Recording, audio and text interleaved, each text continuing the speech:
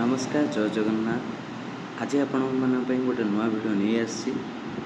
बहुत खुशी खबर जे कि नुआ राशन कार्ड अप्लाई साइट एवं खोली जाइए।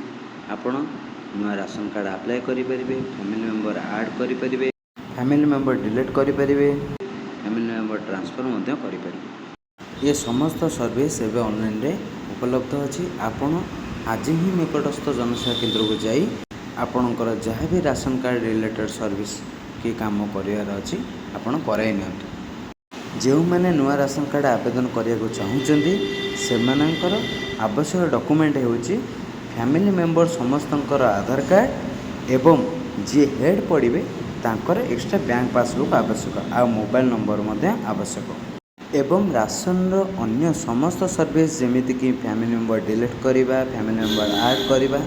एथिपाई कि आग आपण पुराना ration card mobile number link थिबा निहाती जरूरी। जदि मोबाइल नंबर लिंक अच्छी ताहले आपण फैमिली मेंबर ऐड करेंगे, डिलीट करेंगे, ट्रांसफर मध्य करेंगे। आशा करुँची भिडियोटी आपन बहुत सूचनायोग्य होइथिबो। भिडियोटी भल लगी लाइक करंतु, शेयर करंतु एवं एहीपरि आहरी किछि अपडेट पाइबा मो चैनल को सब्सक्राइब करंतु। रहुछि जय जगन्नाथ।